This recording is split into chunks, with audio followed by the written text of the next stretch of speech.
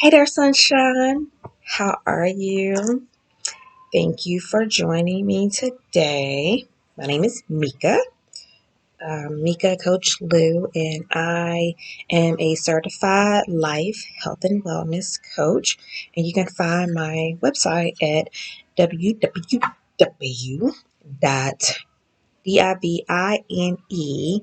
is in health W as in wellness.com, and I am here to provide you with any type of spiritual, faith based guidance and counseling of such that's very similar to therapists, but we go very holistic to say the least. So today, I'm going to talk about healing. But prior to that, I want you to make sure that at the end of the video, you like, subscribe, please comment because I love interaction, and turn on your notification button so that you won't miss anything that I say. Okay? Okay. So, healing. Healing is extremely. Oh my gosh. Healing is so important to hate to use the word survive. Healing is so important to thrive, to live, to focus, to accomplish anything. Um, and I mean healing in the mental, emotional, spiritual. Because a lot of people will, you break your leg or your foot, you whatever. You're going to go through the necessary steps to um, make sure that you can use whatever limb that is again. You know what I'm saying? Like you're going to make your doctor's appointments. You're going to go to therapy if necessary. You're going to put a band-aid on it. Is, really, you're going to do what you have to do. But for some ungodly known reason, I have a few theories of why people tend to run away from emotional, spiritual, mental healing. Now, in the recent years, mental health and awareness has become more and more, um,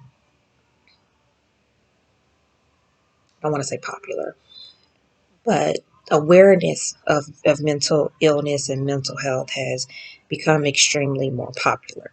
So maybe it's not as taboo as um, it was in past years, especially in my lovely brown community. But I am a true advocate of taking your tail to therapy. Yes, we have Jesus. Yes, we have prayer. Yes, we have friends. We need to go sit on somebody's couch every once in a while and just unload. And I'm sure I've mentioned it in a few other videos before that I had some um, issues with depression in the past, and I am currently in therapy. Got me a session tomorrow morning, which I thought was today. I really did think it was today, but neither here nor there. You gotta uproot that thing, man. Like I was in a relationship once where within a month of us dating, maybe he just started pouring out, and I was like, "Hey, bro, you ever consider therapy?" Not trying to be funny, but I want what's best. Even if I don't know you, I want what's best for you. You don't need to harbor and hold on to all those things and pull yourself up by your bootstraps. I can't even speak. Pull yourself up by your bootstraps type of vibe. Like, that's not okay. Um, Healing is so necessary. And if you have to take your tail every week, every other week, twice a week, whatever, go unload those childhood traumas. Now, whether it was you were dealing with rape, neglect, drug abuse, rejection issues. I am very big on generational curses that are passed down. I'm big on spirits that come in your house, spirits that come through molestation, spirits that come through rape, spirits that come through drug and alcohol addiction. I am um, big on that. Some people are not, but even those who don't believe in God believe in spirits. Like, it's a thing, but that's not why we're here today. Um, but go get the help that you need. I have another video where I focused on decluttering. That is a great and an amazing start to try to look at my lips over here. That is an amazing start to your healing journey and your path. I'm a big advocate of therapy after someone passes away.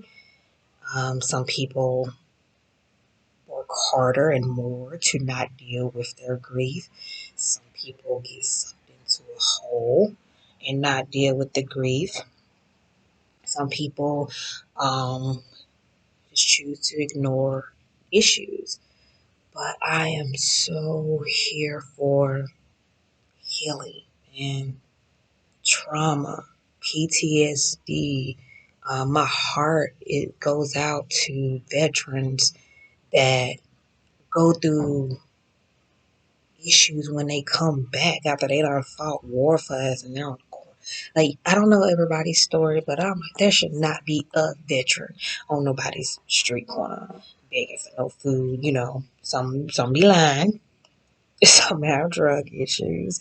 I don't know, but I have a family member who dealt with PTSD, and they, um, what's the word I want to use?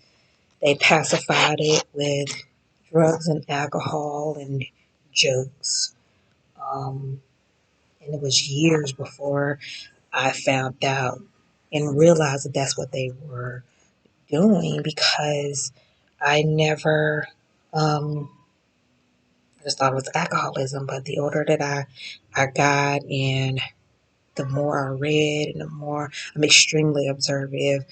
So the more that I started to observe behavior, like, you know, social drinking, you get a little too many, you may or may not get drunk, you may or may not pass out, and then you clean yourself up and you clean yourself out and call it a day. But when you can drink and drink and drink and drink and drink and drink and you're never sober, and at first I was like, maybe you got an alcohol imbalance or something. It was hard for me to understand, but one day, I just sat and listened to them in their drunkenness, and it was like, aha, this is not alcoholism. This is not, um, why are you binge drinking? This is way deeper than that. And I realized that it was always triggered. Their drinking binges that would last for weeks was always triggered by something. And then they wouldn't pick up alcohol for like months. And so I became more sensitive to their issues and more understanding of their drinking still. They didn't like it, but I became more understanding of it. And someone that I had dated before, we used to drink together, but mine was still social. If we had dinner, it might be one drink. If it was the weekend, maybe two or three drinks. But I began to notice that they needed no less than two to three drinks, even to go to bed every night. And one day I went to their home and I saw a gallon of empty whiskey sitting on the kitchen floor. And I'm like, you drunk all that? Like, it's Wednesday. By yourself? You okay? Do we need to talk? Do you need a hug? and their behavior changed or whatever, and they begin to say, remember that therapy I talked about? You might want to go hit them up and say, hey, um, so, healing. You get out of a relationship, you and your best friend of ever amount of years, y'all are no longer friends. Now, for me, I, as I spoke on, and at some point we'll go into detail somehow, some way within the next year or so. Um, I I was at a really, really low point. Um, and I had enough toe in the water of Jesus for him to, for me to say, you know what, you got to help me get better. Because if I don't have you, God, I'm not entirely sure what I'm gonna do, and not entirely sure what I might do. I don't know what that consists of. Whether it was, going out here in the ocean, she in the streets now. I might have been a hoe. I don't know. Um, Might have been joining the clan of drinking and smoking and to survive and go to sleep, whatever the case may be. However, um, farmer works for you. For me, it's God and therapy. Um, Remove some friends, change your environment, relocate, change jobs. I don't know what it is that you may need to do in order to, get that healing journey. Some people not ready to sit on a couch. They need to. Some of them not ready to sit on anyone's couch, and that's okay. So it may be a gym. It may be a walk through your neighborhood. It may be picking up an art class. Um, it may be reading a book. Routines. Creating routines can be extremely beneficial in your healing process. Um, Isolation can be good and bad. Isolation can be good in the sense of you're removing yourself from individuals and things that are hindrance to your growth and to your healing. And if you need to hear from Jesus, hear from God. When Jesus went to talk to God, he went away. He closed his room. When I pray and I get really, really deep into my prayer, I have to be by myself. I have to be by myself. I have to be in worship um, in order for me to really, really commune and hear from God. Big, however, isolation is extremely gateway to demonic forces coming into your life and messing with your mind. Um, People don't know how to be alone with their thoughts. People don't know how to be alone. You ever met somebody that you can't do nothing by yourself? Like you become depressed and going out to eat by yourself. You become depressed at being home by yourself. Let me tell you how much I love my company. I'm hilarious. I'm freaking hilarious. I love me some Meka. You understand what I'm saying? Like, if I want to go take Meka on a date, I'm taking Meka on a date. I'm going to move. Man, I had so much fun by myself. I go to the movies. I go to the mall. I go out to eat. Sometimes I go shopping. I put my little headphones in. I go to the park. Boy, I be having fun. Date, date yourself. Oh my gosh. You ever also met somebody? If I lick my lips one more time, where is my girl? You ever met somebody that's always in a relationship? They ain't never been single. They can't be by themselves. Jesus. Oh my God, they can't be by themselves. Um, I've had two relationships in my life. Um, the first one, I don't really count that when I was 17, and it just lasted for the wrong reasons. The second one, we broke up last year, and it's been, I don't know, 6 months, 5 months. It's been a little while, and you need that healing. Y'all mugs that be jumping from relationship to relationship, y'all toxic. Uh, you like to get over somebody, you just go to somebody else. No, you straight, you a hoe for the streets. That's not okay. I don't care what nobody say. I ain't gonna talk about y'all, mom. I'm just like, oh my gosh. Oh, freaking hilarious. Some on my eyeball. Okay. Um, don't be for the streets. That's not okay. That's so toxic. Don't be for the streets. Please don't be for the streets. Um, but be honest with yourself. Be honest with yourself. Spend some time alone. Go through, don't stay in your emotions, but acknowledge your emotions and deal with them. If you want to cry, cry. Just don't be sitting there crying all day. That's how other, depression and all that stuff, type of things sit in. Date yourself. If you single, if you don't ever want to get married no more, that's your business. But don't be bringing more baggage to this relationship. Like, I spent years by myself in healing in order to make sure that I was okay with the man that I wanted to rock with. If I knew that I couldn't be vulnerable with you, if I knew I couldn't bring life into you, if I knew I couldn't help you, I'm not getting in a relationship with you just because I don't want to be single. You, I'm going on a date, I'm going to go on a date, and we ain't got to have nothing with this. Like, I'm extremely open and honest when it comes to my dating life when I meet somebody. How many women you talking to, and does any of that include men?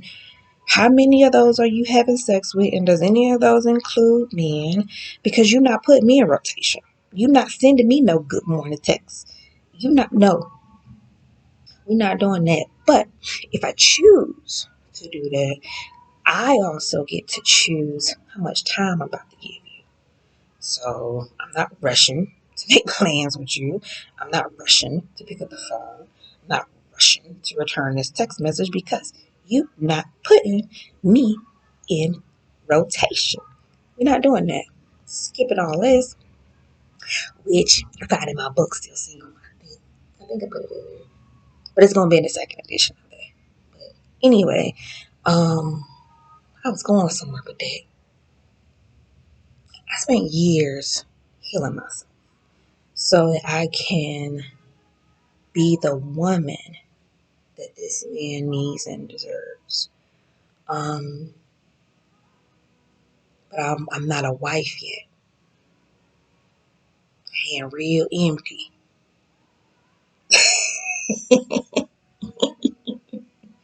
I'm not a wife yet, so you don't get all the perks of a relationship.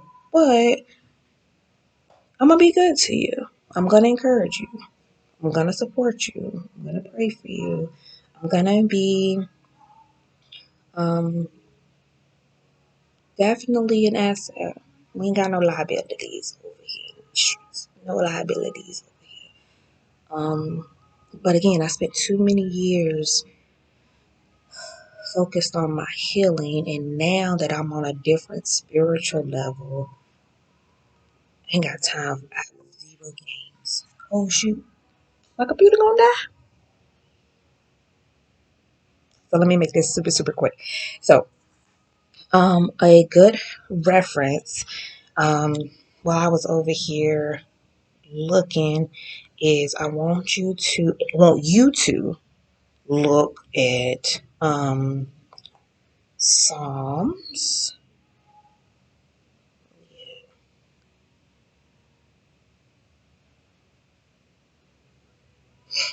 Psalms 147. Psalms 147, 2 through 4. Um, Lord is rebuilding Jerusalem and bringing the exiles back to Israel. He heals the brokenhearted and bandages their wounds. He counts the stars and calls them by name. God loves you. He does. And don't be blaming your disruptive behavior and your toxicity and your falls and be like, God, where was you? God probably told you not to do that in the first place, but you ain't listen. But he's there to manage it, you know? Because I have a child in this room, child. I know more. I almost don't. I almost want to buy a house that don't have steps in it because she been jumping down the steps. Let me see. She's 12 for about 4 years. All I hear is she fell down. Boy, that girl done fell down the steps so many times. I'm so glad she ain't broke nothing. She fell the other day though. She fell down the steps the other day. And this ain't carpet steps, and I was just hurting. I was in the kitchen cooking, and I was like, oh. I didn't laugh at first because it sounded real bad. I went around that corner. Went around that corner. I was like, hey, Jack, you okay? I ain't laughing at first because I was concerned. But once I found out she was okay, that thing was funny. Let me say something. I don't discriminate. I'm laughing at everybody, okay? Oh, but I love her. But I told her not to do it, and she did it anyway. But I want to make sure she's okay, and that's what that says. God said I'm gonna take you out of this, and I'm gonna make sure that you're okay, and I'm gonna heal you. But I probably told you not to do it in the first place, and you ain't listen. So eat the meat, spit out the bone. Grab what you gonna grab. Share this with one of your good people or somebody who may have even hurt you. You know, you'd be like, hey, oh, girl said you might need to schedule a session over her. You need you some therapy. We ain't got to nobody couch. That's what the lovely technology is here for. I'm here for you. I don't like talking on the phone too tough, but I'm here for you. Schedule an appointment. Let's get this healing popping and going. I will list a few online um, therapy options, workbook options for you to get things popping and going. So, with that being said, love you to life. Make sure that you are great. Like, subscribe, share, and comment. Turn on your notifications button. Okay? Okay. Love you to life.